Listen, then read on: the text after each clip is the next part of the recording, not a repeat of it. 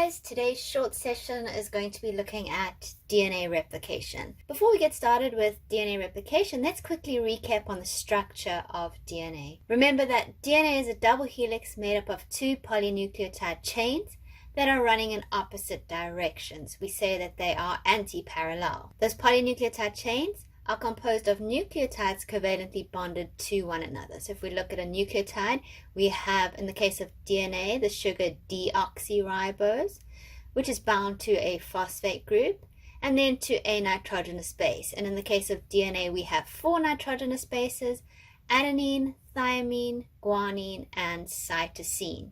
Within one polynucleotide chain, we have the deoxyribose sugar of one nucleotide connected to the phosphate group of the next nucleotide in the chain via a covalent bond.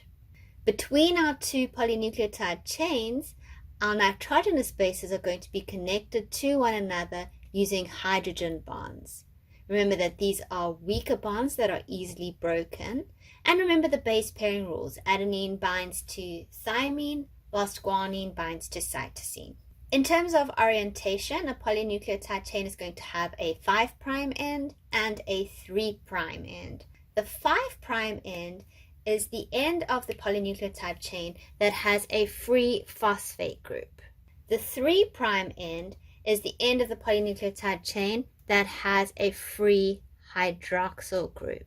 This hydroxyl group is located on the 3' carbon of deoxyribose. So in the case of this polynucleotide chain, the 5' end is down here by this free phosphate group, whilst the 3' end is up here where there is a free hydroxyl group. The process of DNA replication is going to involve a number of enzymes, and the first enzyme involved is helicase. Helicase is going to unwind the DNA double helix. Single-stranded binding proteins will then bind to each strand of DNA.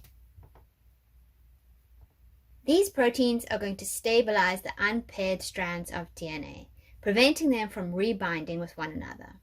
DNA replication is known as semi-conservative. What this means is that after DNA replication, the DNA strands will contain one original strand of DNA along with one newly synthesized strand of DNA. DNA polymerase is the enzyme responsible for adding new nucleotides to a strand of DNA. This enzyme can only add nucleotides in a 5' to 3' direction. It can also only add nucleotides to an already existing chain. Therefore, before DNA polymerase can produce a new strand of DNA, the enzyme primase lays down an RNA primer, using the DNA as a template. This RNA primer is usually 5 to 10 nucleotides in length, and it's laid down 5' to 3'. Let's start by looking at this template strand over here. Primase lays down our primer 5' to 3'. DNA polymerase 3 is now able to add nucleotides to the 3' end of this primer, extending the DNA 5' to 3'.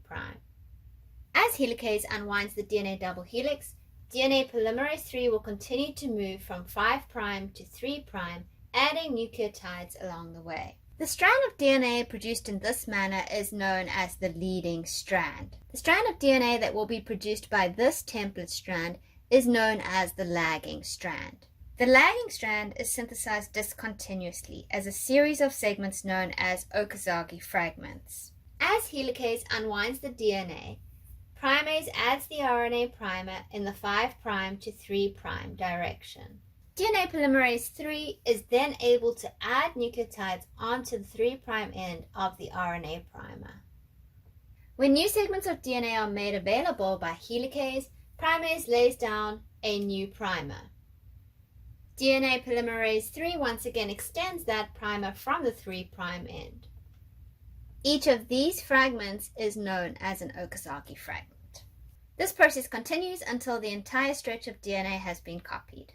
DNA polymerase 1 then removes the RNA nucleotides from the primers and replaces them with DNA nucleotides. Lastly, the enzyme DNA ligase joins the Okazaki fragments of the lagging strand together. On the leading strand, DNA ligase joins the 3' end of the DNA that replaced the primer to the rest of the leading strand. Once DNA replication is complete, we'll have 2 molecules of DNA. Each of these molecules of DNA will contain an original strand of DNA along with a newly synthesized strand of DNA.